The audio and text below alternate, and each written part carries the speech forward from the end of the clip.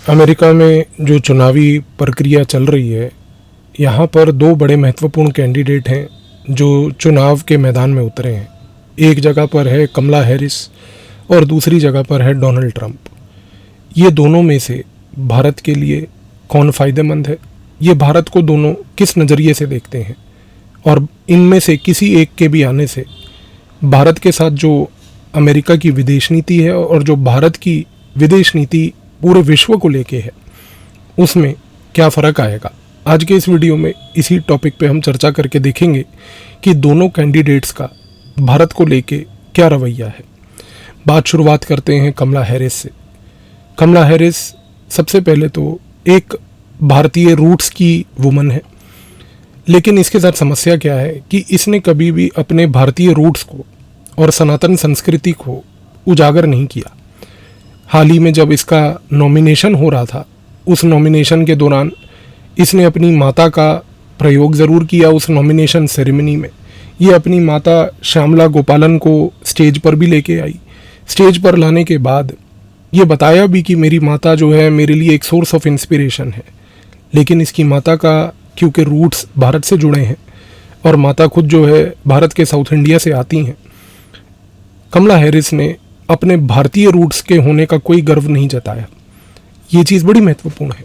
इससे कमला हैरिस का भारत को लेके, भारतीयों को लेके दोनों चीज़ों का रवैया बहुत स्पष्ट तरीके से आपको देखने को मिलता है। दूसरी सबसे बड़ी चीज़ को समझिए कि जब हम कमला हैरिस की बात करते हैं, हर एक व्यक्ति का अंतर्राष्ट्रीय मुद्दों को देखना और विदेश नीति को देखने का अलग रवैया होता है। कमला हैरिस का रवैया ये है कि उसने वर्ल्ड को दो नज़रिए से देखा है। या तो विश्व में प्रजातंत्र है, और या फिर उसके हिसाब से विश्व में अगर प्रजातंत्र नहीं तो तानाशाही है।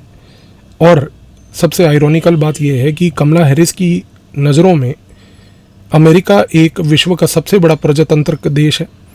लेकिन सबसे बड़ी बात यह है कि जो देश अमेरिका के एजेंडा के साथ अलाइंड नहीं है और जो देश अमेरिका के एजेंडा को सपोर्ट नहीं करते, चाहे वो प्रजातांत्रिक लेवल पर सबसे महत्वपूर्ण ज़रूर हों, लेकिन कमला हैरिस की नज़र में वो प्रजातंत्र नहीं बल्कि वो तानाशाह देश होंगे।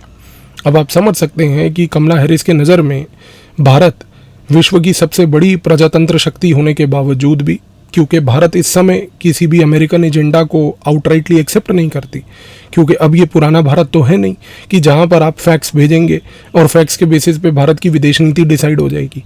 अब ये भारत वो बदल चुका है जो अपनी नेशनल इंटरेस्ट में, अपनी सुरक्षा में और अपने फ़ायदे के लिए विश्व में एक शक्ति की तरह उभर चुका है।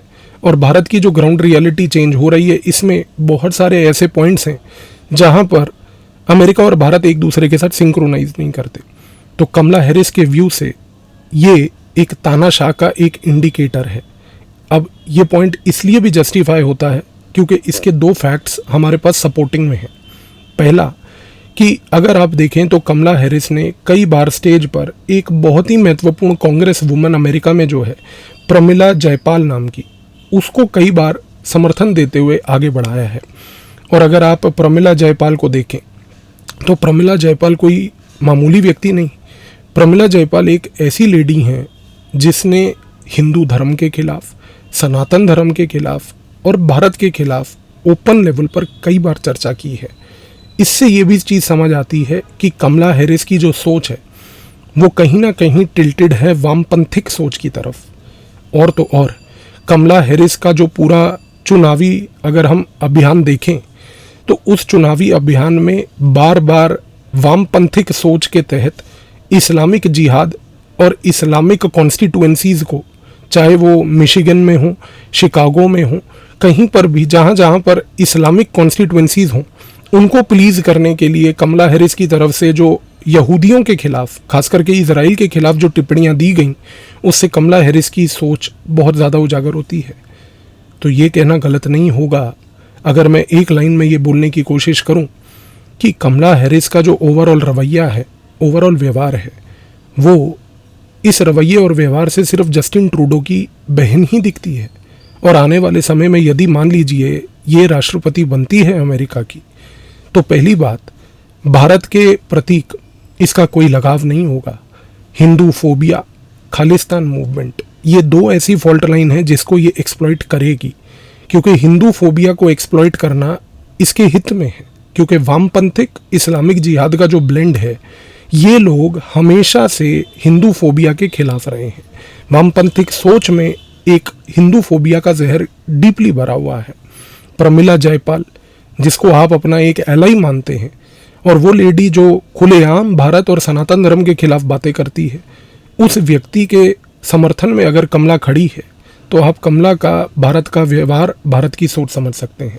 और दूसरी सबसे महत्वपूर्ण चीज़ यहाँ पर यह भी है कि कमला हैरिस इन सारे व्यक्तियों को सपोर्ट करती है जो भारत के खिलाफ हैं, वो चाहे जॉर्ज सोरोस हो, वो चाहे ओपन सोसाइटी हो, वो चाहे सलील शेट्टी हो, या फिर वो चाहे रो खन्ना हो जो कि एक और कांग्रेसमैन है अमेरिका में। ये सारे लोग, इनका जो पूरा का पूरा एक इकोसिस्टम है, ये ऐसा इकोसिस्टम है जिसमें भारत इनके लिए एक कमज़ोर देश है। इनके लिए भारत की छवि को बदनाम करना इनके ऑफिशियल एजेंडा में है। और उसका रीज़न ये है कि इन लोगों को ये लगता है कि हम नहीं चाहते कि भारत खड़े होकर हमारे सामने एक बराबरी के लेवल पर हमें कुछ बात बोले, क्योंकि इन लोगों का रवैया हमेशा से ये रहा है कि भारत तो कमज़ोर देश था, भारत तो एक ऐसा डोसाइल देश था जो कभी बात ही नहीं करता था। अब भारत इतना रिएक्टिव, असर्टिव कैसे हो गया? इन लोगों से ये चीज़ डाइजेस्ट नहीं होती। तो ये बेसिकली उस मानसिकता के शिकार हैं कि यदि मान लीजिए इन लोगों में से यदि कोई व्यक्ति सरकार में आता है तो वही हालात होंगे जो अभी हालात चल रहे हैं, कि भारत के खिलाफ जो फॉल्ट लाइन्स हैं, वो चाहे पिछले साल तमिलनाडु में, चेन्नई में इरेडिकेशन सनातन धर्म की कॉन्फ्रेंस को ऑर्गेनाइज करना, या पिछले पूरे साल से लेके इस साल अभी तक जो खालिस्तान के पूरे नैरेटिव को पूरा उजागर करके भारत की छवि पे आंच डालना, ये काम आप आने वाले समय में आगे और बढ़ते देखोगे। अब एक मिनट के लिए सोच लेते हैं कि चलिए कमला हैरिस इलेक्शन जीत गई। अगर वो जीत गई तो फिर कमला हैरिस की विदेश नीति में हम कुछ चीज़ें ऑब्जर्व करेंगे। पहली बात, भारत एक प्रायोरिटी देश नहीं होगा। दूसरी बात, सबसे महत्वपूर्ण, कि ये लोग ऐसी कोशिश ज़रूर करेंगे कि उन देशों का प्रयोग किया जाए जो देश भारत की छवि को खराब करने में और भारत को नीचा दिखाने में उनका सहयोग करें। अब इसमें वो चाहे पाकिस्तान हो या कल को कोई भी और ऐसा अन्य देश हो जो अमेरिका के उस एजेंडा को पूरा करने के लिए तैयार है जिसमें भारत को किसी तरीके से अंतर्राष्ट्रीय स्तर पर नीचा दिखाया जाए। और रीजनल लेवल पर हम ये भी ऑब्जर्व करेंगे कि अमेरिका की तरफ से दबाव होगा दो इलाकों में, जिसमें से एक है साउथ ईस्ट एशिया और दूसरा है यूरोप। यूरोप में अमेरिका ये दबाव डालेगी अपने उन साथियों को कि आपको भारत से ज़्यादा रिश्ते बनाने की आवश्यकता नहीं है, भारत को एक आर्म्स लेंथ डिस्टेंस पर रखिए, नॉर्मल रिलेशनशिप रखिए, कोई स्पेशल प्रिविलेज देने की आवश्यकता नहीं। पर क्या इस एजेंडा को यूरोपियन संघ के देशों में से कोई मानेगा? आज की इस परिस्थिति में फ्रांस बिल्कुल नहीं करेगा, जर्मनी मना कर चुका है, रशिया भारत के साथ खड़ा है। तो इस कॉन्टेक्स्ट में जो बेसिकली सेंट्रल यूरोपियन संघ के देश हैं, केवल वही, और या फिर ईस्टर्न यूरोपियन यूनियन के जो देश हैं, केवल वही इस अमेरिकन एजेंडा को कुछ कर पाएँ तो कर पाएँ। वेस्टर्न यूरोप, जो कि एक बहुत प्रसिद्ध और सबसे आर्थिक तौर पर मजबूत हिस्सा है यूरोप का, वो तो भारत के खिलाफ अमेरिका के एजेंडा को नहीं चलने देगा। लेकिन मैंने आपको बताया कि साउथ ईस्ट एशिया एक ऐसा एरिया है जहाँ पर अमेरिका दबाव डालने की कोशिश करेगा। कमला हैरिस यदि जीत जाए तो वो कैसे होगा? अमेरिका कोशिश ये करेगा कि साउथ कोरिया और जापान की जो कंपनियां हैं उनको बार बार ये बात बोले कि आप भारत के साथ ज़्यादा आर्थिक तौर पर व्यापार के रिश्ते ना करें, क्योंकि वो ये चाहेगा कि भाई भारत आर्थिक तौर पर मजबूत ना हो। लेकिन अब सवाल क्या उठता है, वो यही है कि क्या जापान और कोरिया इस पॉइंट को मानेंगे? सवाल है कि अगर ये मानेंगे तो क्या ये अमेरिकन एजेंडा को फर्दर करेंगे साउथ ईस्ट एशिया में? तो उत्तर तो है कि नहीं होगा ऐसा, क्योंकि भारत और जापान और भारत और कोरिया के रिश्ते ऐसे हैं कि उन दोनों के लिए भारत इस समय एक ज़्यादा महत्वपूर्ण देश है। क्योंकि यदि उन्होंने अपना व्यापार और अपनी कंपनियों को भारत में प्रेजेंट नहीं कराया तो जाहिर सी बात है कि उनके पास मजबूरन ऑप्शन चाइना बचता है, और चाइना में वो इस समय नहीं अपनी गतिविधियों को बढ़ाना चाहेंगे, क्योंकि साउथ कोरिया और जापान दोनों चाइना के साथ डीकपलिंग कर रहे हैं। डीकपलिंग का मतलब है कि वो अपनी आर्थिक कंपनियों को वहाँ से उठाकर अन्य देशों में ले जा रहे हैं, जिसमें से भारत उनके लिए एक बहुत प्रोमिनेंट इमर्जिंग डेस्टिनेशन है। तो ये चीज़ तो तय है कि यहाँ पर ये चीज़ अमेरिका के एजेंडा को फिर से काउंटर करती है। अब देखिए, आपके सामने एक बड़ी पिक्चर क्लियर है। यूरोप के देश और साउथ ईस्ट एशिया के देश, इनके ऊपर दबाव अमेरिका के डालने के बावजूद भी अगर ये अमेरिका का एजेंडा नहीं चलाएंगे और ये अपनी एक इंडिपेंडेंट राजनीति करेंगे, तो एक चीज़ तो तय है कि अमेरिका उस चीज़ से इरिटेट होगा। यदि अमेरिका उस चीज़ से इरिटेट होगा तो फिर अमेरिका कमला हैरिस की लीडरशिप में भारत की फॉल्ट लाइन्स को एक्सप्लॉइट करेगा, जिसमें खालिस्तान, हिंदू फोबिया, सनातन धर्म के खिलाफ बातें, भारत की अंतर्राष्ट्रीय छवि को बर्बाद करना, इन सारी चीज़ों को आप एक कॉन्सर्टेड लेवल पर, एक ऑर्गेनाइज लेवल पर देखेंगे तो कमला हैरिस आने वाले समय में भारत के रिश्तों को नॉर्मल रखेगी, कोई नया एलिमेंट नहीं लाएगी, जैसे चीज़ चल रही है चलती रहेगी और कोशिश ये रहेगी कि भारत को एक प्रायोरिटी देश ना रखा जाए। अब आते हैं डोनाल्ड ट्रंप की तरफ। डोनाल्ड ट्रंप का अगर आप अंतर्राष्ट्रीय लेवल पर उसका विदेश नीति का रवैया देखें तो डोनाल्ड ट्रंप के अंदर 3 बड़ी महत्वपूर्ण चीज़ें हैं। सबसे पहली चीज़ है राष्ट्रवाद। डोनाल्ड ट्रंप एक कट्टर राष्ट्रवादी आदमी है, उसके लिए राष्ट्रवाद से ऊपर कुछ नहीं। और ये एक पॉइंट है जिसमें डोनाल्ड ट्रंप और भारत एक दूसरे से मेल खाते हैं, क्योंकि राष्ट्रवाद एक ऐसी मुहिम है जो इस समय भारत में भी राजनीतिक लेवल पर, वैचारिक लेवल पर डोमिनेट कर रही है। दूसरी सबसे महत्वपूर्ण चीज़ है कि अगर हम देखें डोनाल्ड ट्रंप की बात, तो डोनाल्ड ट्रंप ट्रेडिशन पे बहुत फोकस करता है, कल्चर पे फोकस करता है।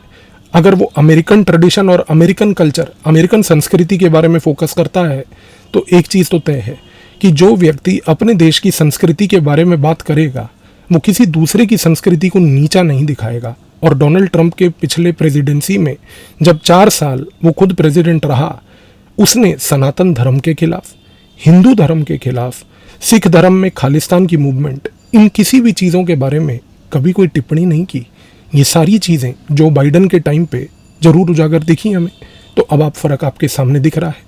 तीसरी चीज़, डोनाल्ड ट्रंप एक ऐसा व्यक्ति है जो कि अंतर्राष्ट्रीय मुद्दों को इस नज़रिए से देखता है कि अंतर्राष्ट्रीय स्तर पर किसी भी तरीके से कोई लड़ाई नहीं होनी चाहिए। ये क्यों महत्वपूर्ण है? इसलिए क्योंकि डोनाल्ड ट्रंप बाय डिफ़ॉल्ट एक व्यापारी है, और व्यापारी होने के नाते वो इस चीज़ को समझता है कि व्यापार तभी पॉसिबल हो सकता है जब युद्ध ना हो, व्यापार तभी बढ़ सकता है जब शांति हो। इस रीज़न से अनफॉर्चुनेटली डोनाल्ड ट्रंप इस्टेब्लिशमेंट के प्रतीक नहीं है। और अगर मैं और शब्दों में स्पष्ट तरीके से बोलूं तो डोनाल्ड ट्रंप को अमेरिका की जो डीप स्टेट है वो पसंद नहीं करती।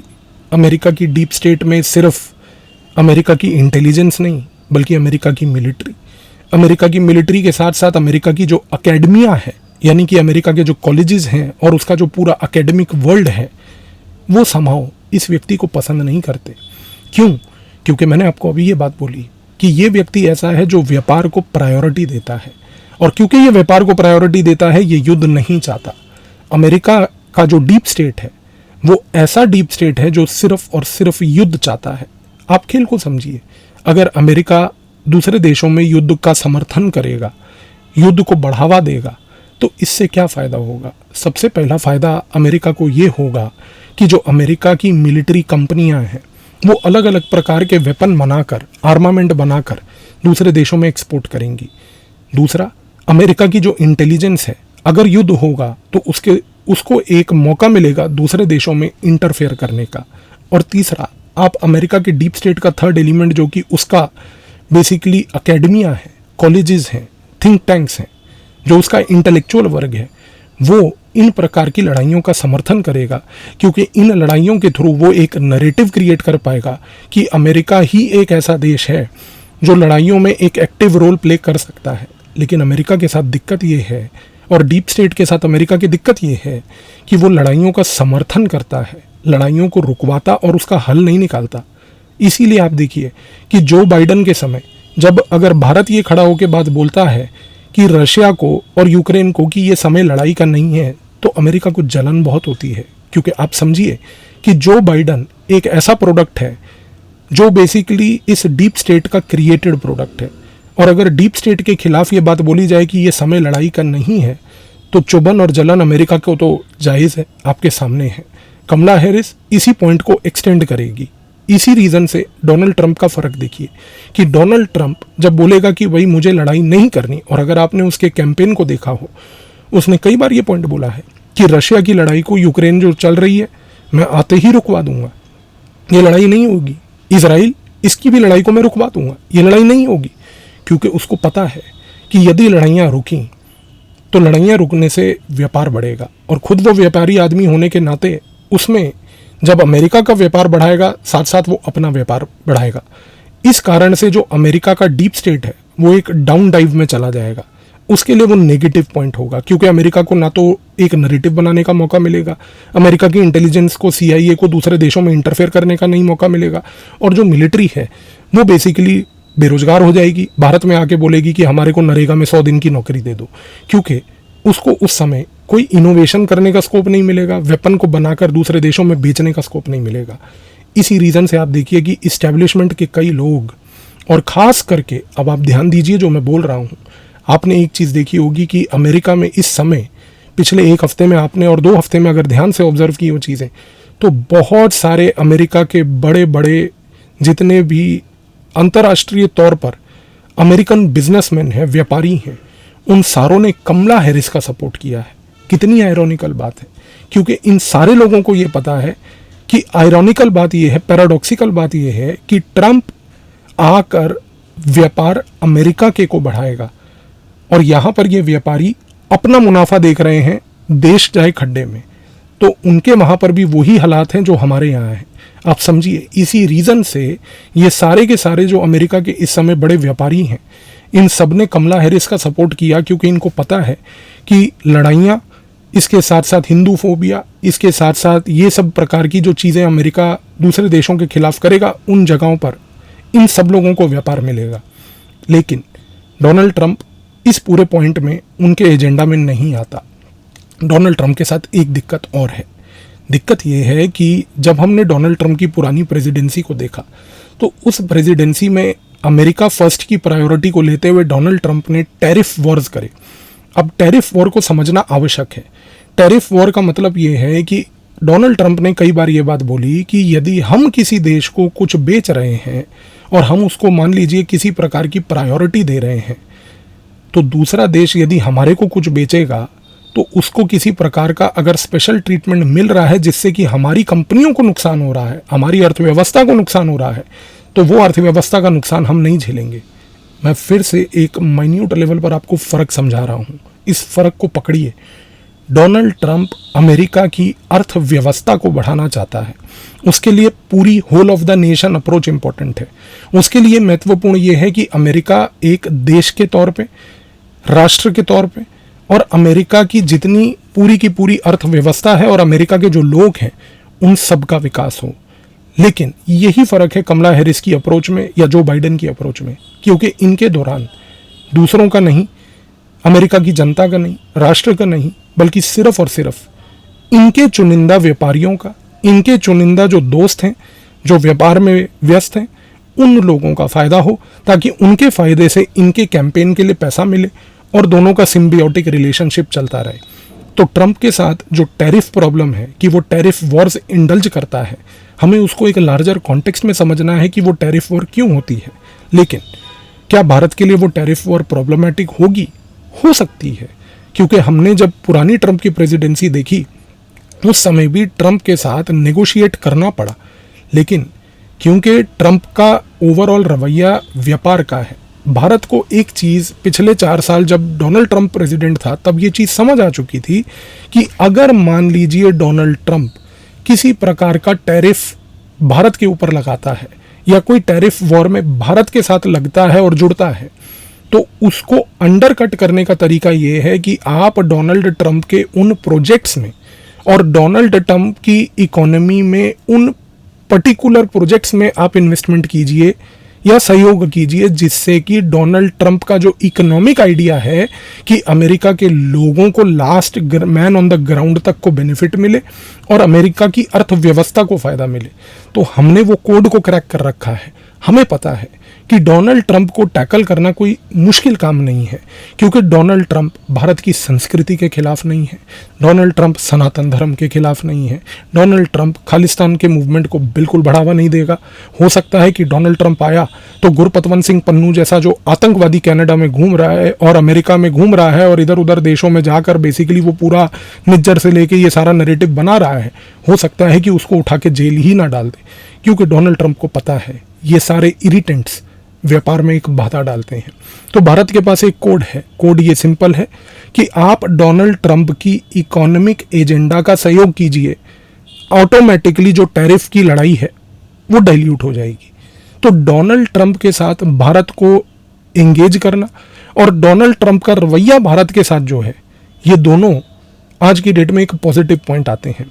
लेकिन इस समय जैसे कि एक हवा चल रही है, हवा ये है कि भाई कनाडा में, अमेरिका में ये जो देश हैं ये दोनों एकजुट हो रखे हैं। जस्टिन ट्रूडो, जो बाइडन, इन दोनों की आइडियोलॉजी मैच कर रही है। इसी रीज़न से इन्होंने खालिस्तान का नैरेटिव बनाकर भारत में ये प्रॉब्लम क्रिएट कर रखी है। और तो और अमेरिका की अगर हम डोमेस्टिक राजनीति को भी देखें तो वहाँ पर भी ये खबर बहुत उछल रही है कि कुछ नहीं, इस समय तो कमला हैरिस जीत रही है, वो जीत चुकी है। पर भूलिएगा मत, यही चीज़ आज से 8 साल पहले भी हुई थी कि जब डोनाल्ड ट्रंप चुनाव लड़ रहा था, उस समय ये बात भी हो रही थी कि हिलरी क्लिंटन जीत चुकी है। हिलरी क्लिंटन ने अपने आप को अमेरिका का राष्ट्रपति तो ऑलरेडी डिक्लेयर ही कर दिया था, उसी तरीके से जैसे भूपिंदर सिंह हुड्डा अपने आप को समझ चुका था कि भाई मैं तो मुख्यमंत्री बन ही चुका हूँ, हार बार भी पहन लेता हूँ। लेकिन हुआ क्या, सबके सामने है। तो इस समय अमेरिका में कई ऐसे स्विंग स्टेट्स हैं जो कि पूरी की पूरी गेम को बदल सकते हैं। तो ये तो लास्ट मोमेंट तक अमेरिका में क्लियर नहीं होगा कि डोनाल्ड ट्रंप आ रहा है या कमला हैरिस। लेकिन अगर मैं इन शॉर्ट एक बात बोलूं तो डोनाल्ड ट्रंप के आने से भारत को फ़ायदा है, कमला हैरिस के आने से भारत को कोई फ़ायदा नहीं, नुकसान ज़्यादा है। आई होप इस वीडियो के बाद आपको एक लार्जर पिक्चर कि भारत के लिए, भारत की संस्कृति के लिए और सनातन धर्म के लिए इस समय कौन बेनिफिशियल है। धन्यवाद।